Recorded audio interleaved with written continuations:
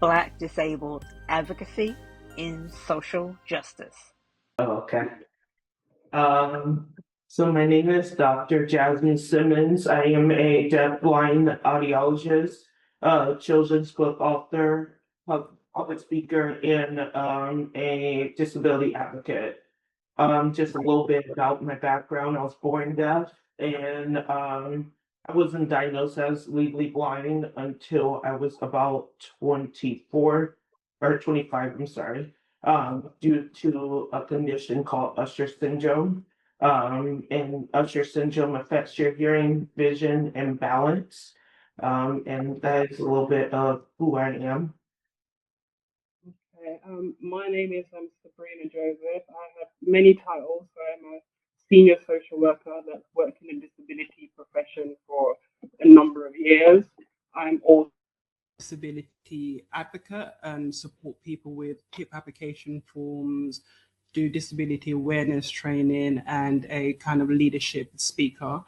I'm an individual that was born with disabilities, or two, I should say. I was born with spina bifida occulta, but only diagnosed at the age of 10 and had an operation to release the trapped nerve around 10 years old.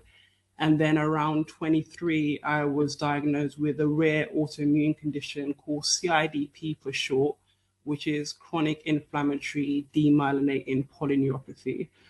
Most people have heard of CIDP when probably we're speaking about Guillain-Barré syndrome.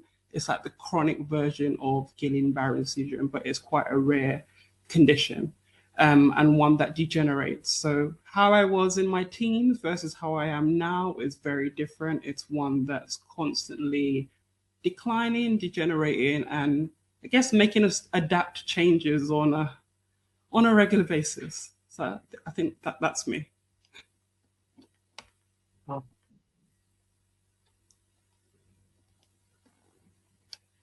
So, what is a little known example of Black disabled brilliance? Would you like to go first? Yeah, I would say when I heard this question, I was kind of like, oh, it's a quite intriguing quite a question.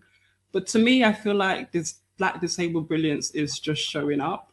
I actually feel just being us and daring to showing up in a world where society says we should actually be more hidden, or we should be secluded, or tells us how we should present in the world.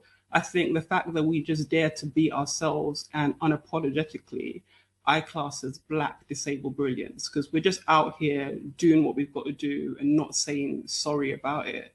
It's also about being leaders in spaces and environments that traditionally we're not really seen in, and I guess daring to kind of change that mold of how it should be, and just I guess just open up the spotlights to just us being us. I think just us sitting in this room is Black disabled brilliance, just being here and doing our thing. What would you say it is? I echo everything what you just said. I have to agree. I think disabled brilliance is we're constantly innovative. We exist in a world that it's not designed for us.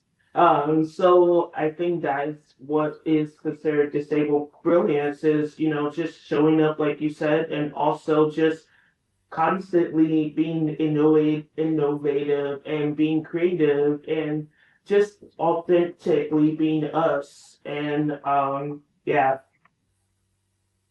Yeah, and I think there's so many examples of it out there, and I think when I was younger, you would say, "Oh, there's only a few Black disabled people doing stuff." It's nice to be in a world where I can see so many people doing different things in different spaces, whether it's in media, sports, normal fields like social work and the careers that we're in. Seeing disabled people in those spaces gives me hope that brilliance doesn't have to look one particular way. There's so much different versions of brilliance, and I just love that for the next generation coming up. Oh, absolutely. And the power of social media. That was honestly like my perspective of Black disabled brilliance. I started my Instagram account about 3.5 years ago, and I really didn't have much examples. And I learned so much about Black disabled brilliance. Like, example, I had no idea that Harriet Tubman had a disability. We learned that, in school that she, saved, Black people and slaves, but the disability component was not talked about. And so I think that was so cool to be able to learn those things and through, social media and through other Black disabled people. Yeah, it's the fact that we're no longer hiding, and I think that's what I love. Where a lot of times you hear someone's story, but disability would be the thing we park in a corner somewhere over there. The fact that we present it, yeah, got a disability, and there's this, that, and the other. I just like that it's just included as part of that story, and not something that we happen by chance or that social media finding is how we find out. Oh, and then we look at somebody a bit differently. I remember there's a singer, Seal, and I remember thinking that the scars in his face, I was like, quite naive. I thought they were tribal marks, realizing he's got lupus. It's a type of lupus. It was right there in our faces all the time, but we've never dug deep enough to find out what it is and what's going on in someone's life. So it's just nice to see that it's there No, unapologetic. absolutely. No, I absolutely agree. And another example, I am a queer person as well. And so seeing other Black disabled queer people, living their lives, an example, Andrea Levant, just seeing them just being authentically them, and that is also Black disabled brilliance to me. Just people just living, even though we have so many different layers that comes to our identity. Yeah. It's sometimes sad though that the fact that we you can see the smiles on our face. We're so excited to see Black disabled people just living their true self, and that becomes brilliance when that should be the everyday. It should be just how we go about our lives. But for us, seeing that becomes brilliance. It's just Yeah, no. Oh, sorry. Go ahead. no. I just say it's just a weird to think about. That's all. Yeah, no, I definitely agree because I was having this discussion with a friend the other day and just sharing, like just seeing that with me. And that, like you said, it is sad. It is problematic because we don't have that representation. So when we do see that, it's just like, wow, like it's possible. If they're doing it, I can definitely do it. I can have that love life. I can, achieve that goal. I can be as successful. So absolutely. Giving us permission to Exactly. be, permission to walk into the room. That's right. Exactly. I think one of the other questions they were asking us is how much more fulfilling and robust is a future that includes Black disabled voices? What would you say regarding that? Have you got that question there? Um,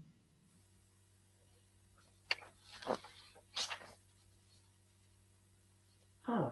Oh, I totally missed that question. Yeah, sorry, I jumped to question three and I was like, wait, what? We Sorry can go about to that. question three and work our way back. We can go to question three. No, no. I would say it would be so much more fulfilling. I envision Black disabled voices, being in politics, being in medical setting, and just even entertainment, just when there's more of us, the world will change. The world definitely would evolve because right now we're living in a world that is not designed for us. But when we have our voices in these different types of settings, I it would be a whole different world that we can't even imagine. Like I see so much more our voices being heard, policies that are protecting all, not just certain demographic, certain race or population, but I see our voices being heard as a whole. I see better medical systems. But yeah, the world would be a different person, a different place. Yeah, I definitely agree. I think, guess when I was thinking about it, I was in the kitchen at the time, so apologize before I was thinking. I was when I think of Black disabled voice and what makes it more fulfilling, I was thinking about baking cakes. I'm from Grenadian background. I was thinking, what is a cake without nutmeg and spices? Like, it doesn't feel like that's actually a cake. It doesn't feel like it's worth eating. And I feel Black disabled voices is that, like, that spice, that nutmeg, that little bit of something that just makes it worth eating, or makes you want to think, oh, how did you make that? You kind of get you more curious of the process of what it is to become that cake or to make that cake, but also makes you think, oh, I can do it myself. There's certain dishes you eat, you're like, yeah, when I go home, I'm going to do that and I'm going to do this. Things that kind of just give you that fuel to do the next step that you've got in life. And that's what I see as the Black disabled voices. We give you the thing that you didn't realize that was missing, but it's actually like the cornerstone of everything that you need. Like you take a pebble and you throw it away, and then you realize later, actually, that's what was holding the building up. I feel that's what the Black disabled voice is. We are often there in the shadows. We are often hidden. People don't realize we're there, but without us, things can't actually function or function effectively. We are that thing that's needed, that spice that's needed in order to just make it a proper cake, a proper sit down meal where we can kind of feel at home. There's certain dishes you eat and you're like, oh yeah, this sits well with me. This feeds my mind, my soul, my spirit, my everything. That's what I see as what we are. Maybe bigging us up a bit too much, but to me, that's what we are. We are the everything. We are everything. I mean, during Black History Month, we see these different innovations that are generated by Black people, and there's things I didn't even realize we invented, and I'm just like, wow, so many things that go missed and aren't talked about, and the world truly revolves around Black people. And then also, on top of that, disabled people. Like I said in the beginning, because we are innovative, we're existing in spaces that aren't designed for us. So we get creative, and kind of go from there and evolve. And that's how we adapt and grow and have a better society. Yeah, I think we work with our conditions rather than work against it. I think years ago I was reading about Will I Am and he's diagnosed with ADHD. And then when you listen to his music, you're like, this makes sense. It's kind of, when you just, instead of like trying to shy away from how his brain thinks and how he operates, he kind of went with it. And then we have this genius that creates so much beautiful things. I think that's what being us is, that we go with it and we find different ways by just exploring who we are. And then somebody else uses it and probably use it for something else. But I think we're the prototype. Yeah, absolutely. Definitely the prototype. And what asks us next? It asks us next. It asks us a few questions next. Which one kind of jumps out to you?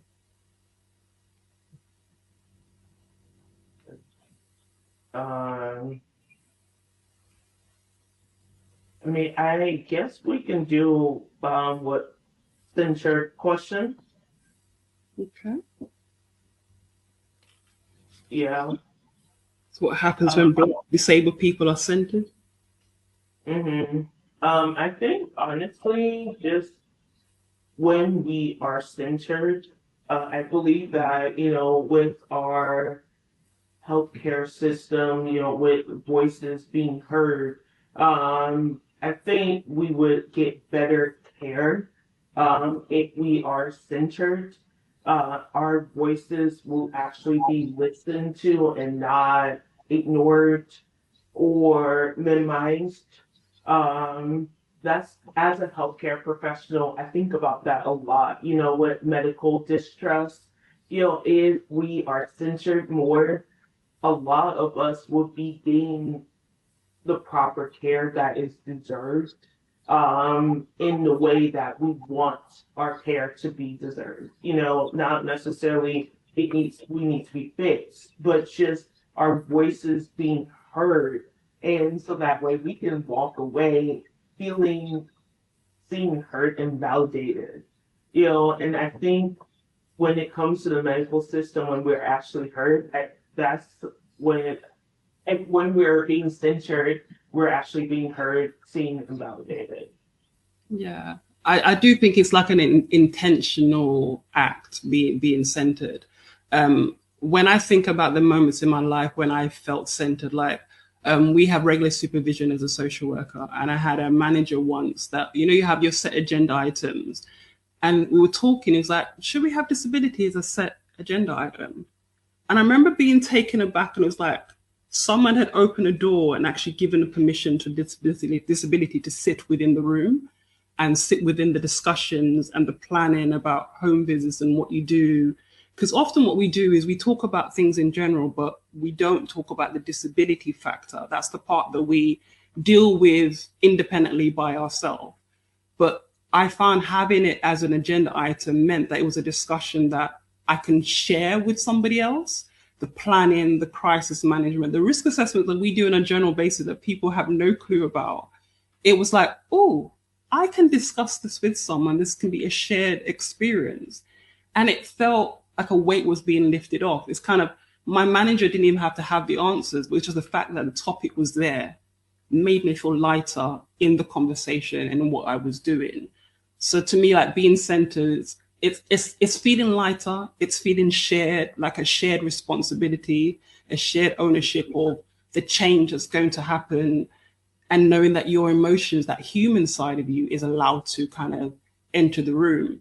When I use that being centered part as in my role as an advocate, I support people of all races, but often a lot more from the Black community. It's that nuance, the parts about us that we don't share. Like I feel as Black people, we're told from young, strong Black woman or strong Black man. And now here I come talking about a disability benefit that you need to get, and you've got to talk all about your weaknesses. It's like, no, we don't do that. So the average person having that conversation, you would ask a question and be surprised by your responses. I find because I have that awareness, I can dig a little deeper. We can unpick that, what it means to be strong, and whether you have to be strong every day or if you're allowed to just put down that armor today and talk about the side of you that you don't discuss. And I feel that's also what being centered is that the discussion understands my lived experiences. It understands my culture, my generations before me, and how that impacts how I move within the world today. I feel that's what being centered is. So it's kind of it's just being there and being all parts of the discussion, the policy, the discussion, what we do next, knowing that I'm here and it's okay to be here. So it's back to that permission seeking again. It's kind of like, you've told me it's okay to be here. And you're not just saying it as lip service. We're actually going to do something about it now that I'm in the room. Yeah. Like that was a really great response. But I agree, like your voice being heard makes you feel centered. And there was moments I remember when I first started my job, and my boss, she added the captions in our meeting. And I've even asked. And I just remembered, like, oh wow, like I didn't have to ask, and she did it for me. And I felt included, and I felt like I could freely speak on how I felt because I was being included. So is being censored also, means being proactive, with up by other people. Like, okay, I have this person. How can we best accommodate them? How can we make sure they feel included? Okay, you know, um, the lighting in the bathroom might be too dark, for this person. Let's, brighten up the lights, or hey, even ask the person. You know, I always say, always ask and don't assume. You know, that's one way to make them feel centered. Just ask. Hey, I'm not familiar with this. How can I help best accommodate you? And go from there. Um, I don't think we all don't have all the answers. And it is okay not to have those answers, but if you are willing to learn and grow, like, let's grow together. There's some things I don't even know myself that I have to, learn myself and grow as well. Because I mean, as we get older, things change, things evolve. Things aren't always going to be the same. No, things are forever changing. I guess I think of that statement, access versus inclusion. A lot of people are like, oh, we're giving you access, meaning they've opened the door for me. But there's not a seat when you get there. The lighting is not correct. All the different parts. So I'm come in the room, but I can't feel comfortable in the room that I'm in. And that's what I often think about when you were saying that difference between access and inclusion. So not just opening the door for me, but giving me a seat seat, the correct height, the correct adjustments, and saying, here you are, then I can actually feel properly included in that environment and that setting. Exactly. And earlier you mentioned something, but I'm not sure. But it made me think about, just intersectional in general. I remember back in 2020 when the George Floyd movement happened, and I just remember waking up feeling exhausted, being a Black person, like, just, man, like, this happens from time to time, and that constant fear of worrying about, my dad, my brothers, my aunts, my mom, just my family. And then I also realized I also worry about my vision. I also worry about my hearing, and I also worry about my safety as a woman, and the every day is something different, or it can be all intertwined in some capacity. I was thinking I'm going to be traveling soon as a solo traveler. I'm like, okay, I'm blind, I have to worry about that. Oh, I'm also Black, I have to worry about that. Oh, my cane, is it safe for me, to navigate? So as a person with all these intersectionalities, we are constantly thinking about our safety, or we have worries, we have fears, or even we have joy. There may be wins. It's all intertwined in some capacity. Yeah, and I think I could relate it to 2020, the most exhausting year ever. And it was mainly because of those identities that everyone was talking about that were all colliding. So they were talking about George Floyd and Black Lives Matters. They were talking about essential workers, social workers are essential workers. They were talking about vulnerable adults. As a person with disability, I am that. So it's kind of like, which one of these identities do you want me to hold right now? And do Right. you want me to choose which one is important? Because I can't, because they all belong to me. It was just like, this is too much. This is just, I need to take a step back and figure out what's going on. It's only when situations like that happen that you realize how much we actually navigate on a daily basis, how much different Yeah. things we consider just to be and to be ourselves. And I found it Exactly. draining. Yeah, I found it really, really draining. The conversations people wanted to have that they now thought they had permission to have was just it was a lot. Exactly. And it's like when you think of it, it's just, it was a very draining time. And I didn't realize how draining it was, until like looking back and truly reflecting. And it's just like, wow. And I'm sure a lot of us felt that way, and I think even new things arise for me at that time. I actually was also diagnosed with anxiety during that time. And so it's just a lot was happening. And that was a time for sure. Yeah, we learn from it. Hopefully, we learn from it. We're more resilient from it. But yeah, don't want to go back there. Absolutely. Though. Don't want to go back there. Absolutely. I guess that leads on to what happens when Black disabled people are celebrated. When I think about, so often what I try and do on my social media platforms, I talk about what's called the affirmation or identity model of disability. Have you heard of that model? Oh, yes. Mm-hmm. Yeah. So I often think about that because I found that talking or saying the stories about different people with different disabilities and what they have achieved despite of disability, the fact that they have still got joy, they still got satisfaction and success in life while dealing with the challenges, it helps people to know that our stories are not just doom and gloom. I feel like people assume that if you talk disability, I have to tell you a negative story, I have to make you cry, when the reality is that the two can coexist. I can have challenge and sadness and still have joy and excitement.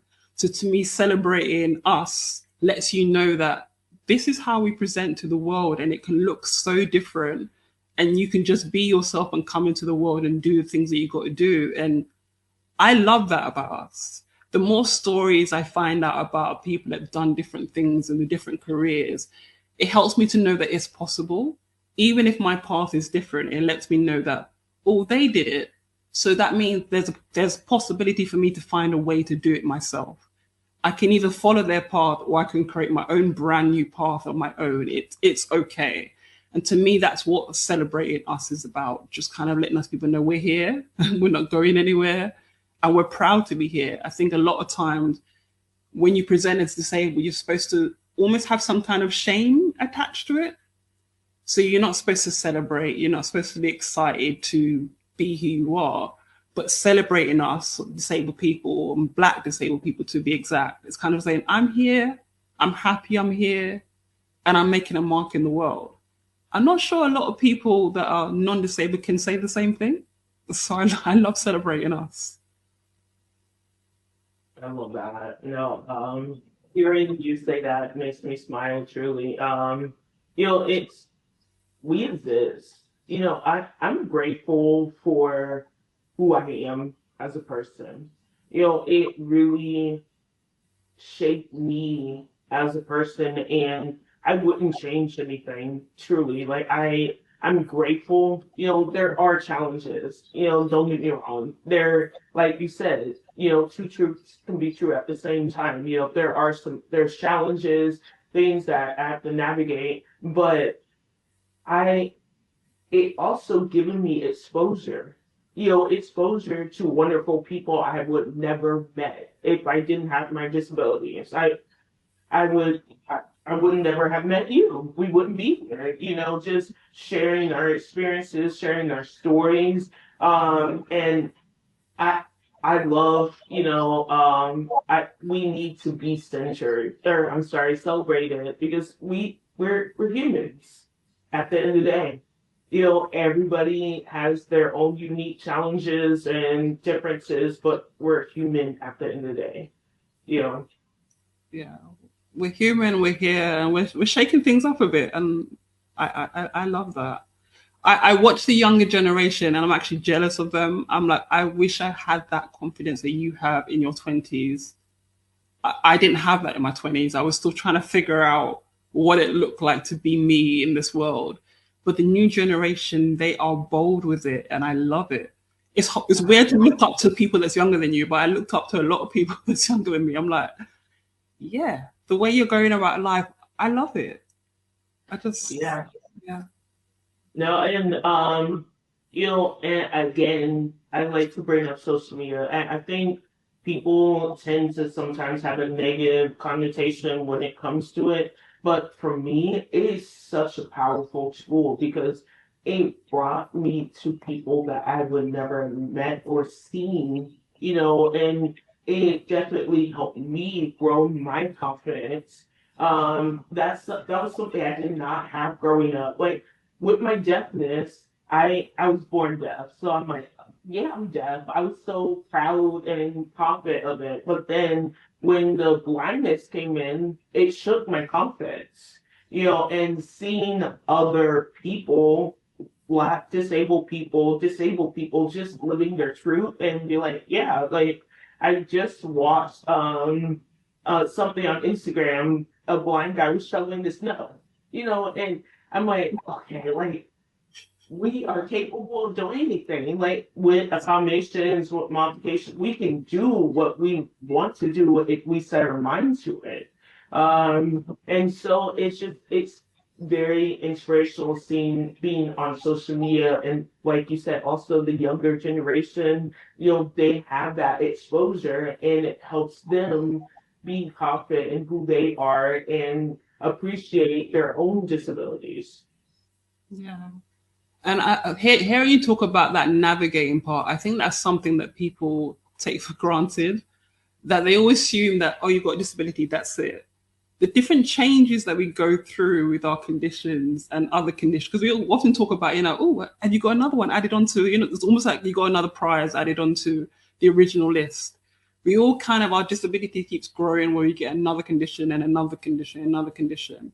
And I feel that has taught us a beautiful ability to adapt and evolve with it, that other people don't have that experience. So when managers talk about, how are you with change? I'm like, I don't like change, but I'm brilliant at it. I've got loads of good skills at change because disability has taught me to adapt and change. So we're able to roll with it, whether we like it or not, which gives us a skill set that other people just don't have.